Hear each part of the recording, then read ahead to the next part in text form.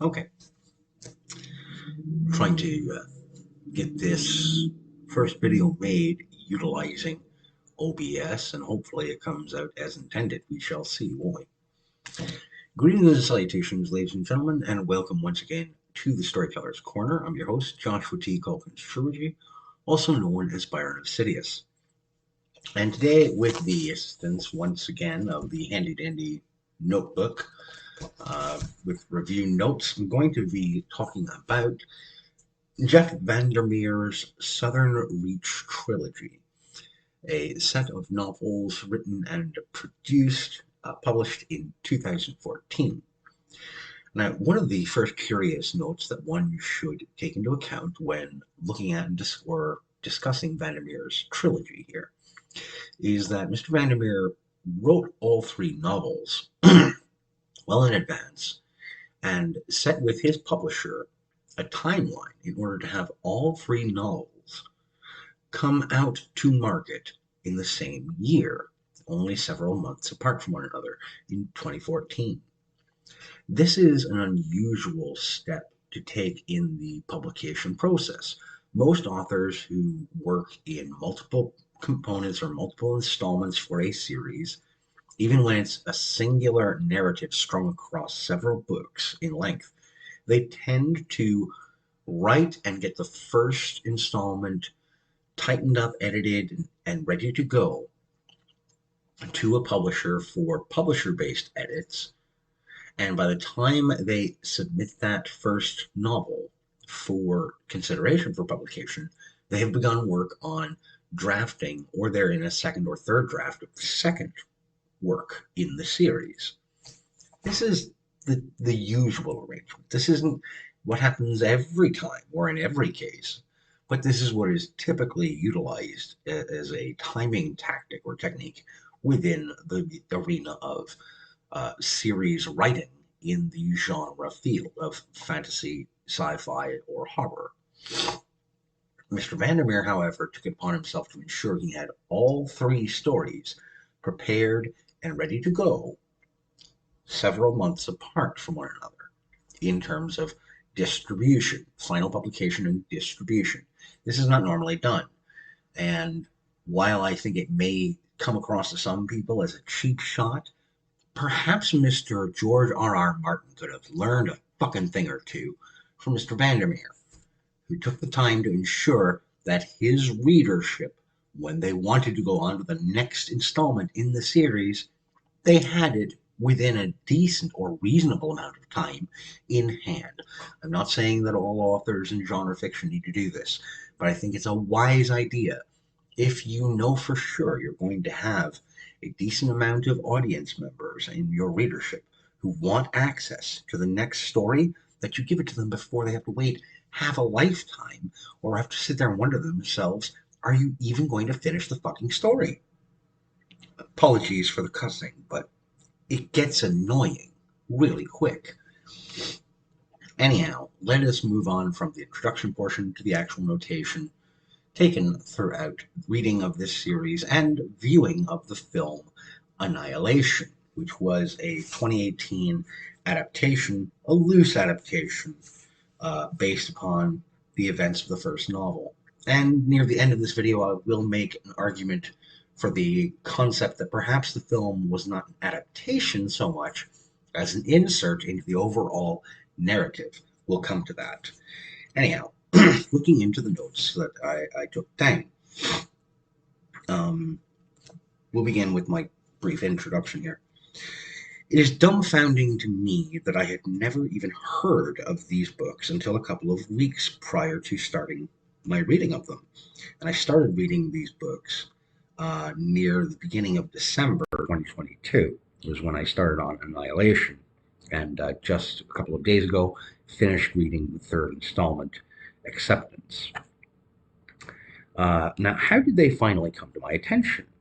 I decided to do an internet search for, quote, books similar to Remedy Games' Control, which is a fascinating title. One of the resulting web entries, a sci-fi fantasy blog, had a list of 15 titles people should read if they liked the game Control and or Alan Wake.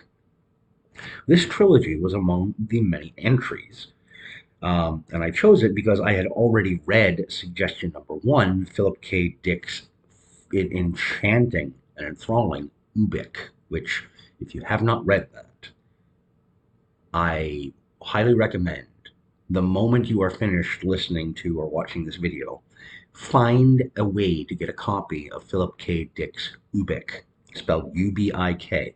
You need to read that if you're a fan of thought provoking and almost dream quality like fiction. As of right now, when I was writing this down, I had just finished Authority on New Year's Day, the second book, and I moved on to the third book. Unfortunately, I didn't get the chance to read through it quite as quickly as I had wanted to because life has a tendency to throw things in your path, especially when you're someone like me who has kids and a full-time regular job. But anyway, on to the individuated notes per book. Annihilation. There's a strangely horrific fascination in watching someone slowly but surely lose their mind. The gaps in detail through large swaths of this novel quickly become explicable, as the story's narrator, a biologist sent with several other women into the mysterious anomalous Area X along the Pacific Northwestern coast, is documenting her experiences in the bizarre territory in a sort of ruthless and detached manner. As the primary viewpoint protagonist, the absence of names among the expedition members, the otherworldly eldritch manner in which the environs are relayed all leave a kind of tingling paranormal suspicion in the reader's mind. It's very cosmic horror, and very, very well done. The novel has a few foibles, such as some redundancies in a number of places, but the miasma of unknowns and their persistent dreamlike presence throughout this work leave one feeling haunted and in a good way. One of those foibles that may well turn away some readers, though, must be mentioned before I move on to my blurb on Book 2, Authority, as it's the sort of thing that will either make or break a reader's willingness to keep pressing forward with the book and the series as a whole. The unnamed protagonist, the biologist, is very difficult to empathize or identify with in any meaningful way. Her life prior to joining the expedition, revealed in brief flashback sequences and non sequiturs, shows a woman who is almost not even a fully realized person. This is not to say she is, by dint of being stoic and focused, an uninteresting person, not at all. But the narrative's portrayal of the biologist leaves me unsure of why I should care, one way or another, what happens to her. It's the anomalous Area X itself that I end up being interested in, the setting slash antagonist that keeps me engaged with the story. And this character, biologist, is merely the reader's camera into that realm. Authority, the second book. Picking up shortly after Annihilation's events, we get a new primary character in John Control Rodriguez to take the pilot seat, as he is assigned to Southern Reach as the acting director temporarily. It turns out the psychologist from book one, spoilers ahead, just to let you know. Spoilers. Ready? 1, 2, 3. If you want to read the books and you don't want anything, absolutely anything spoiled, click away. Stop watching the video. Stop listening. 1, 2, 3. All right, go. The psychologist from book one had been the Southern Reach's prior director, inserting herself into the expedition in Annihilation. Obsessed with Area X, she demanded first-hand experience with it, since almost nobody survived Area X, and those who did came back stunted, stilted, strange, and broken. Control's motivations are revealed in a slow burn, as is really everything throughout the second novel. His paranoia and distrust are relatable for anyone familiar with government intel community lore and mythology. Think X-Files, folks. And his personal history, both professionally and civilly, have a tint of the relatable to them. Control's mother being involved in the intelligence world smacks of nepotism, never a great thing, but it does lend itself to seeing why he is as driven as he is, to make this last resort posting to the Area X site as successful a task as he possibly can. The rather bombastic, almost alien mode of thought and behavior on display by Control, which slowly escalates as he spends more time at the Southern Reach outpost along the Forgotten Coast, as the region is frequently referred to throughout both the first and second novel, is engrossing and almost poetic. Again, a lot of sort of left field exposition and what if kind of non sequiturs are in the margins throughout the story, but adds to the sort of, quote, life is strange or tragically bizarre, so just laugh it off, or cosmic horror feel of the entire thing.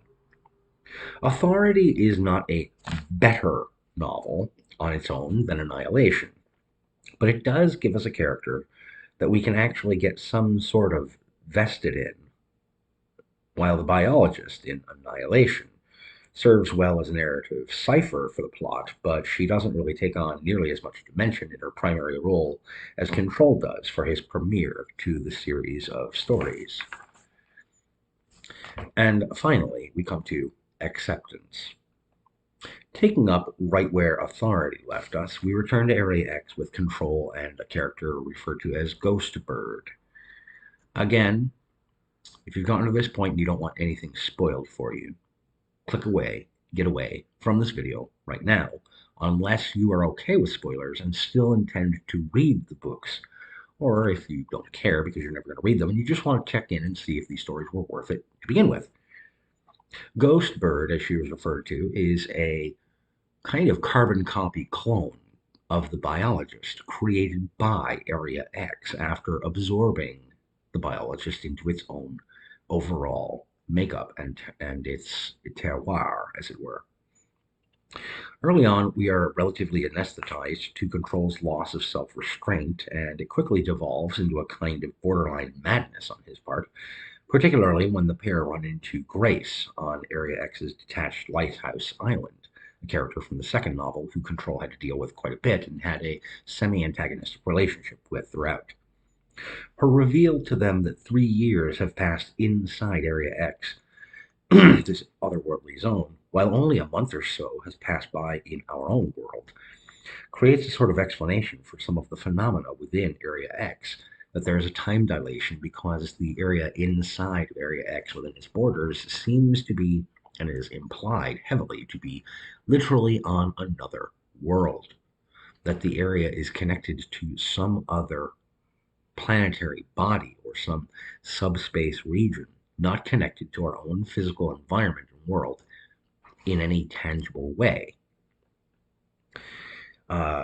This creates a tension that helps explain some of the phenomena within Area X, as well as some of the deeper tension that is threaded throughout the language chosen and utilized by Jeff Vandermeer throughout the stories. It leaves Control wondering what might happen to him and the others if or when they ever get back to their own world. Before I make more notes, let's get to a rather big one regarding the biologist from Annihilation. The original biologist from Annihilation, through her exposure to and fusion with Area X itself, has become a gigantic, many-eyed, globule whale slash fish slash bear monstrosity of some kind, a creature capable of pushing down scores of trees out of her path to get at her target and what she wants.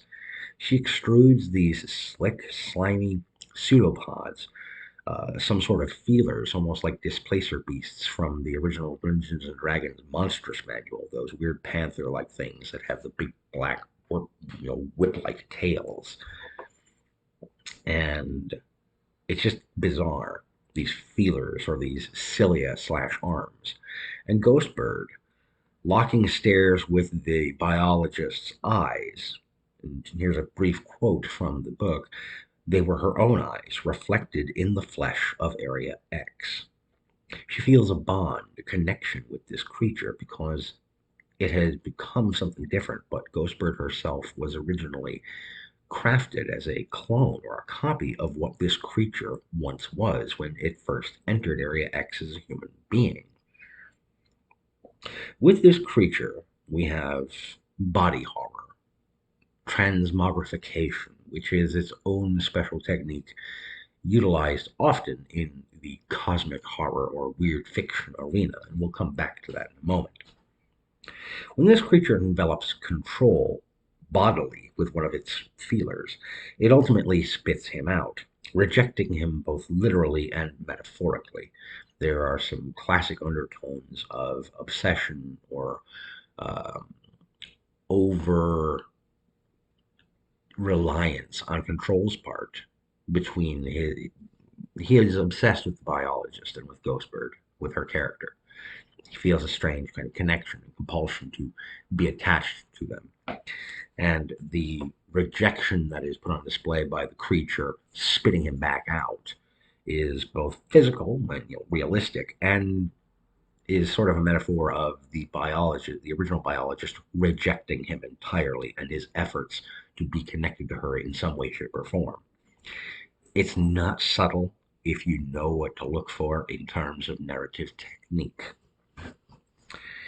After this point, Control is an almost pathetic wreck, only becoming a truly valid character again once the trio returns to the mainland and enters the tower. While Ghostbird is immune to the crawler inside the tower, Control manages, despite being wounded by it, to go down beyond it in the tower toward this unknown light at the bottom. The language choices for his last passages seem to imply that he was transformed bodily, physically changed into some kind of white rabbit, which white rabbits are a key image throughout the stories if you read them. And then he kind of, it's implied that he becomes this amorphous thing that slides and pushes its way down into the light at the bottom of the tower, ostensibly perhaps fusing or becoming one with Area X itself in some quasi spiritual way. Overall, now we're past all the specific notes and kind of out of spoiler territory overall. Jeff Vandermeer's Southern Reach Trilogy seems from start to finish to want to establish a foothold in the weird fiction or cosmic horror arena popularly established by the works of H.P. Lovecraft, the SCP Foundation contributors online, and similar storytellers throughout the arena. Certainly, there's enough vagary and poetic purple prosy language to allow for the idea that the film Annihilation somehow fits into this narrative. I told you I was going to come back to this, that it was perhaps one of several expeditions that were labeled one of the 11th expedition trips into Area X. It's very possible that it's almost like a gaiden, a side story that contributes to the greater whole of the overarching narrative. A possibility if you're willing to offer that interpretive play, if you're willing to give it that much versatility, it's possible you could look at it as that or as a what if scenario, but I'll press on now. The oddities that readers are granted a firm look at throughout the three novels are all spectacularly bizarre and eldritch, much like those handful of astral creatures given definitive descriptions throughout the Cthulhu mythos and similar stories. Vandermeer crafts great tension and apprehension, and uses superb inner dialogue for his characters when he focuses on them. This is why I find it sort of a shame that none of these characters, beyond the damaged and deranged Whitby, earn even a mote of connection from me. Don't get me wrong, I'm not saying that these characters are poorly crafted, though I'd argue that Ghostbird and Control have massive flaws as characters. What I am saying is that in the long run, I'm not very vested at all in most of these characters, except for Whitby and Saul Evans, the lighthouse keeper, and the psychologist slash former Southern Reach site director herself. I actually feel more attached to her than I do to Control or the biologist in the first and second novels. Area X itself, if counted as a character in its own right, Has some intriguing traits, but as an antagonistic environment, it seems almost too Spartan to deserve the ominous tone that it receives when it is written about. Sure, body horror comes bundled in with this story series, but we've seen this sort of icky transfiguration in books, film, and television before. Think The Fly, just for a quick example. It isn't as refreshing this time around. Not for me, anyway. In the long run, the Southern Reach Trilogy is a serviceable example of cosmic or weird fiction for fans of the subgenre.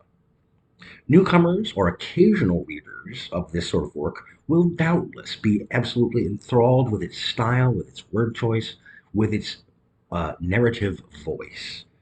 And even for the more cynical or jaded genre literature veterans like myself, it's it's good enough that I don't feel that my time was wasted reading it. It was entertaining. It was worth the time that I invested in it. So, would I recommend Jeff Vandermeer's Southern Reach trilogy to readers? Yes, as a pre owned purchase or a borrow, without a doubt, I would recommend it. Would I encourage folks to buy a brand new copy of any of these books? Maybe in paperback or in digital format if you can catch them on sale for $10 or less per book. Sure, absolutely, I would. Especially if you're working on a cosmic horror collection. If you've got several works from Peter Straub and from from H.P. Lovecraft, or if you've got a thing for the more fantastical workings of Clive Barker, then certainly I would add these in paperback or trade paperback, soft cover to your collection if you can get them for $10 or less. Would I encourage the purchase of these in paperback or in hardcover for that high price that hardcovers usually come in? No, no, I wouldn't. Not unless you are a die-hard collector and absolutely need to have these works in order to complete your weird fiction or cosmic horror collection in hardcover. If you have cosmic horror or weird fiction softcover or paperback, go ahead and get those. I wouldn't recommend putting in the high cost of hardcover. Again, not unless you can find it pre-owned at someplace like Half Price Books or Thrift Books online, which is a great site. But anyhow, that is my conclusion for Jeff Vandermeer's Southern Reach trilogy. Ladies and gentlemen, I'd like to thank you for tuning in. Once again, I'd like to uh, thank you for the time that you've spent here, whether you're watching this video on Rumble or YouTube in either event, or if you're watching it on BitChute, because I'm not entirely sure right now which sites I'm going to go ahead and upload this video onto. Ladies and gentlemen, thank you for your time. Thank you for listening. Take care of yourselves, and as always, keep reading.